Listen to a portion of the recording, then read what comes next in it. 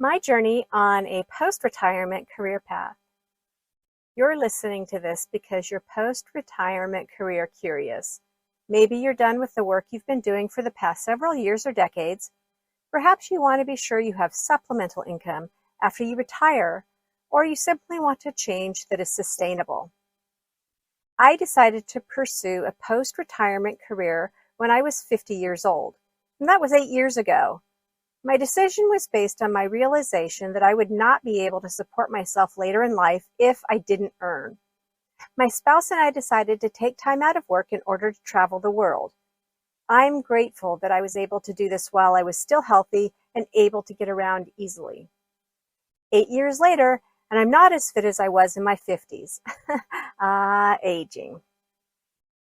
Knowing that travel is a priority in my life, I was considering how my life would change once I spent a significant amount of my savings to see the world, coupled with the loss of wages for what was originally a year that morphed into several years. I knew that if I took time out to travel, and if I spent a lot of my savings in order to travel, my retirement would be put off for a period beyond the typical retirement age. It was a calculated risk. Most of us work hard until we retire with the hope that we have planned our finances to cover our expenses. I stopped working for 3 years, went back to work to bolster my savings account, and stopped working again about 2 years later. When I was working, I understood that the work I was doing was not sustainable for me. As a sales manager, I was expected to attend trade shows, conferences, and conduct in-person sales calls. Often, sales managers host events to showcase their products, and these events require grueling days of preparation as well as extremely long hours the day of the event. I could see that physically I was no longer as able or willing to put my body through the rigors of a full-time sales job. I thought about what I love and how to convert what I love into a career that I can perform over time. Even when I'm 65 or 75, I believe I'll be able to write. That offers me sustainability. But the path to writing and self-publishing hasn't been straight. I had to first learn how to self-publish. The process was challenging, but over time, by publishing low-content books, I was able to learn the ins and outs of publishing a basic product. Once I learned the basic, it was time to explore concepts that I love. My first workbook was Your Future Self, a time traveler's manifestation workbook for intentional well-being. I wrote this book because I read Playing Big by Tara Moore.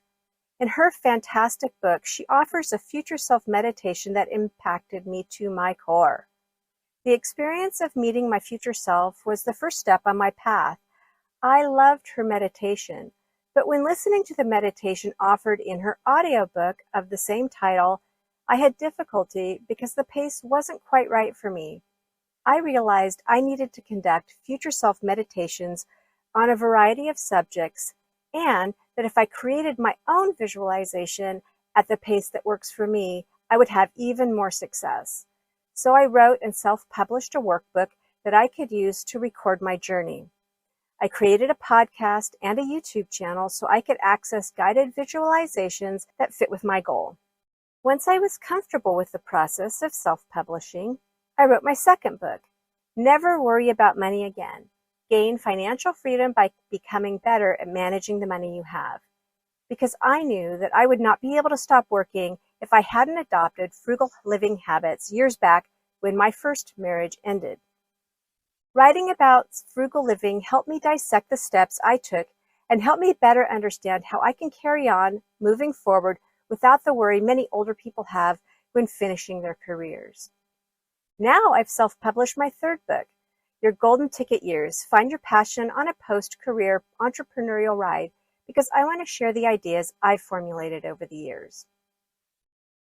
Ultimately, my aim is to create an intentional life. I don't want to adopt what's popular. I take risks. I'm creating a career that is sustainable for me over time. What steps are you taking to create your intentional life? You don't have to live frugally, although I believe we all would be happier if we were more mindful about how we spend our hard-earned money. You don't have to engage in meditation or visualizations to understand what you want or how to get it. But I do think the exercises of speaking with your future self in a visualization exercise can lead to insights that you may never have considered. I suspect you're reading this because you're considering a post-retirement career that is guided by your passion and values. Being open to an alternate way of existing as a mature person is an excellent idea.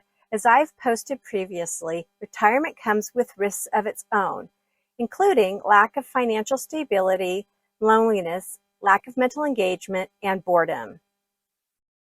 You can see by my example, the path wasn't straight. I had to learn first.